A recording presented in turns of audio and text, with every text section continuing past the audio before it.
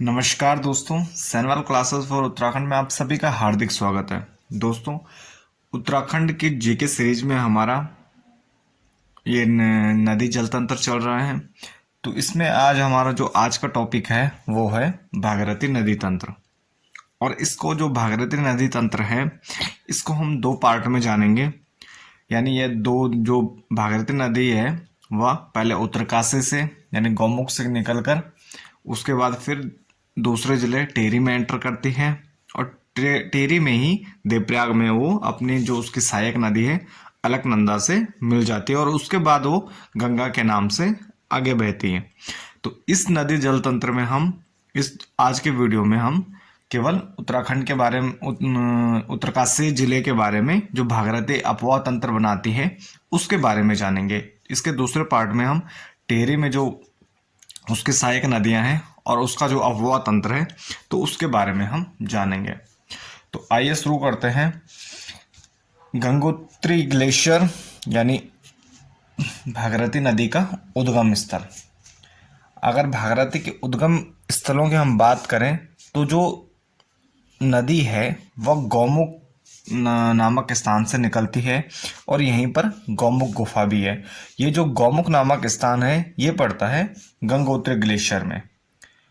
और गंगोत्री ग्लेशियर की बात की जाए तो इंडिया का ये भारत का दूसरा सबसे बड़ा ग्लेशियर है और उत्तराखंड का तो ये सबसे बड़ा है ही।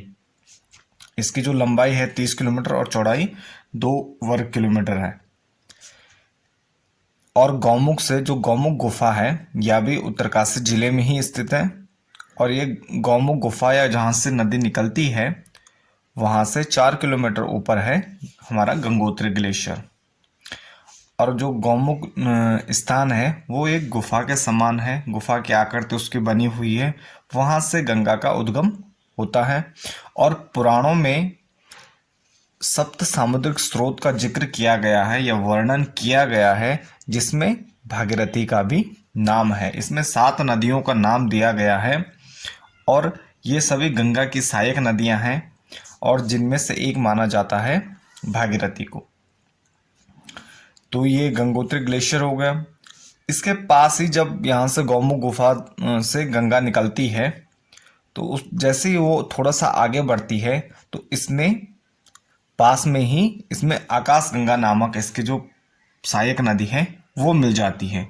अब यहाँ पे देखिए कि जो गौमुख से जब गंगा निकल रही है तो इसमें बहुत ही कम पानी होता है, यानी एक जलधारा होती है छोटी सी। इसके बाद नदी आगे बढ़ती है और इसके पास ही भोजबासा का जंगल पड़ता है। उसके बाद नदी और आगे बढ़ती है और पहुंच जाती है चिरबासा नामक स्थान पर। और चिरबासा में इसकी जो सहायक नदी है वो आके मिल जाते हैं जिसका नाम है भुजगाड़। और भुजगाड़ निकली है भृगु सरोवर से। ये भृगु सरोवर से निकलकर चिरबासा में मिल जाती है भुजगाड़ नामक उसकी सहायक नदी। इसके बाद इसके आसपास 2 आश्रम भी बने हुए हैं और नदी फिर आगे बढ़ती है और इसमें इसकी सहायक नदी रुद्रगंगा आके मिल जाती है। ये गंगोत्री धाम से पहले थोड़ा। और जो ये रुद्रगंगा है ये निकली है रुद्रगेरा ग्लेशियर से। तो ये आपको ध्यान रखना है कि रुद्रगंगा है तो रुद्रगेरा ग्लेशियर से ही ये निकली है। दोनों नाम मैच कर रहे हैं, रुद्रगंगा और रुद्रगेरा।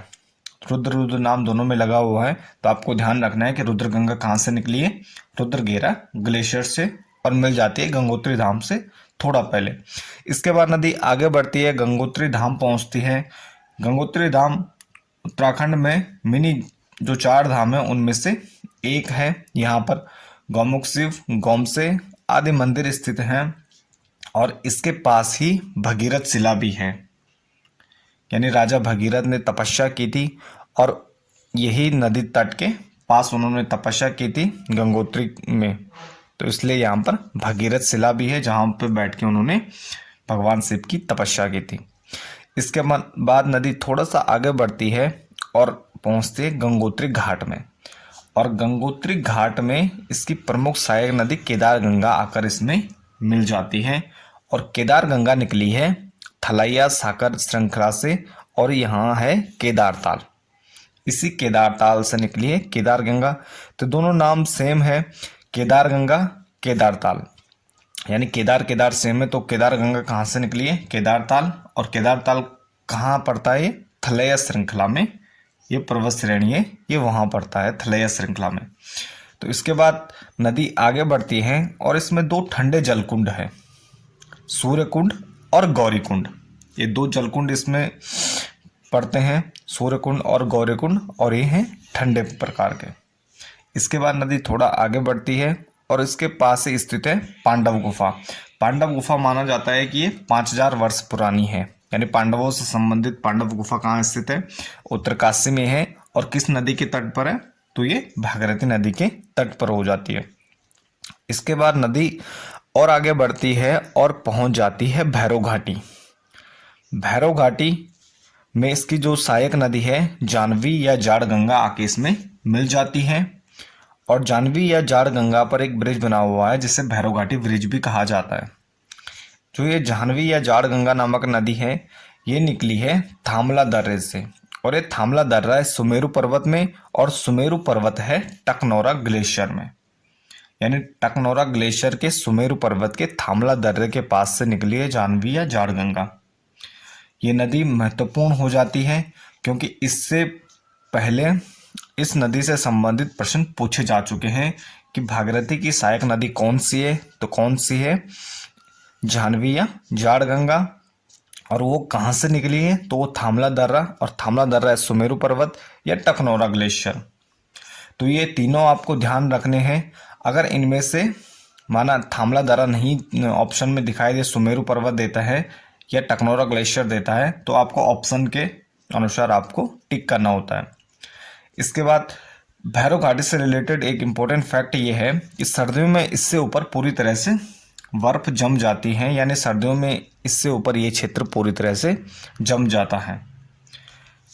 इसके बाद नदी आगे बढ़ती है और इसमें इसकी जो सहायक नदियां हैं दूध गंगा जो श्रीकंठ पर्वत से निकली है, और इसके बाद हरि गंगा हरिप्रयाग में आकर इससे मिल जाती है।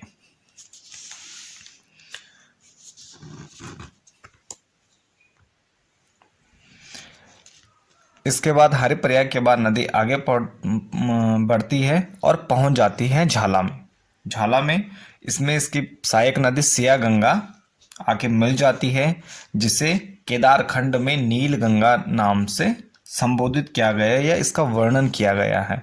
तो सिया गंगा को नील गंगा किस पुराण में कहा जाता है? तो स्कंद पुराण है, और स्कंद पुराण का भाग है केदार खंड, यानी स्कंद पुराण के केदार खंड में सिया गंगा को नील गंगा कहा गया है। और यह नदी मिलती है झाला के पास, और जहाँ पर ये मिलती है उसको कहते हैं गुप्त प्रयाग। इसके बीच में हर्षिल भी पड़ता है। और झाला से हमें क्या होता है कि पानी की मात्रा अधिक हो जाती है। यहाँ से नदी का पूरा स्वरूप हमें दिखाई देता है, क्योंकि यानी गौमुख से लेकर और यहाँ तक इसमें काफ़ी छोटी बड़ी नदियाँ आगे मिलती रहती हैं। इसके बाद नदी आगे बढ़ती है और एक श्याम गंगा नामक नदी, इसकी सहायक नदी श्याम प्रयाग में आके इसमें मिल जाती है। इसके बाद ब्यास नदी आके मिलती है, इंद्र या व भास्कर प्रयाग बनाती है। तो ये छोटे छोटे प्रयाग हैं, इनको आप ध्यान रखना। इसके बाद नदी आगे बढ़ती है और मल्ला के क्षेत्र में पहुंच जाती है। मल्ला से थोड़ा आगे ही इस पर मनेरी भाली या तिलौद बांध परियोजना बनी हुई है, और ये क्या है? एक प्रकार से ग्रेविटी डैम है। तो ये इसका फेज फर्स्ट है। इसके बाद इस नदी आगे बढ़ती है तो इस पर एक प्रमुख जलप्रपात पड़ता है जिसका नाम है खेड़ी जलप्रपात, यानी खेड़ी जलप्रपात इस नदी पर है। किस पर है? भागीरथी पर है, और ये कहाँ है? उत्तरकाशी जिले में स्थित है। इसके बाद नदी थोड़ा और आगे बढ़ती है और पहुंच जाती है गंगोरी में। गंगोरी में इसमें इसकी जो सहायक नदी है अस्सी गंगा आके मिल जाती है, और अस्सी गंगा निकली है डोडी ताल से, और डोडी ताल है 6 कोनों वाला ताल। तो यानी डोडी ताल से निकलती है अस्सी गंगा और आके मिल जाती है गंगोरी के पास भागीरथी में। तो डोडी ताल कहाँ स्थित है? ये भी उत्तरकाशी में है, 6 कोनों वाला ताल है। यहाँ से अस्सी गंगा निकलती है और गंगोरी में आके मिल जाती है। तो ये सारे फैक्ट आपको याद रखने हैं। आंगरा गांव यहीं पास में है, आंगरा गांव भी स्थित है, जहाँ से गंगा का वास्तविक स्वरूप हमें देखने को मिलता है। इसके बाद नदी फिर आगे बढ़ती है और इस पर एक गंगोरी ब्रिज भी बना हुआ है। गंगोरी ब्रिज के पास ही एक उदासीन आश्रम भी स्थित है। और जब नदी और आगे बढ़ती है तो इसमें तिलौत बांध परियोजना का जो फेज सेकंड है वो बनाया गया है। तो यानी दोनों नाम आपको याद रखने हैं, मनेरी भाली और तिलौत बांध परियोजना एक के ही नाम है। और ये एक प्रकार से ग्रेविटी डैम है और इनके दो हैं, फेज फर्स्ट और फेज सेकंड है। तो गंगोरी ब्रिज के बाद फिर तिलौरी बांध परियोजना का फेज सेकंड है। इसके आगे नदी बढ़ती, इसमें जोशियारी ब्रिज बना हुआ है और इसके पास ही उत्तरकाशी भी स्थित है। और उत्तरकाशी के पास ही इसमें एक प्रमुख इसकी जो सहायक नदी है वरुणा नदी आके मिल जाती है मातली नामक स्थान पर। और उत्तरकाशी को उत्तर की काशी भी कहा जाता है क्योंकि ये अस्सी गंगा और वरुणा नदियों के बीच का क्षेत्र स्थित है और इसको वाराणसी के समान बताया गया है। यानी अस्सी गंगा और वरुणा के बीच स्थित है, इसलिए इसको उत्तर की काशी कहा जाता है। और इसकी तुलना किससे की जाती है? वाराणसी से की जाती है। इसके बाद धरासू बैंड आता है और इसके बाद नदी पहुंच जाती है टिहरी में। यानी ये यहाँ पर उत्तरकाशी जिला समाप्त हो जाता है और नदी एंटर करती है टिहरी में। तो इसके बाद का हम दूसरी वीडियो में पार्ट सेकंड में देखेंगे। तो आज की वीडियो यहीं पे समाप्त होती है। मिलते हैं फिर सेकंड उस पार्ट में। बने रहिए चैनल के साथ। धन्यवाद।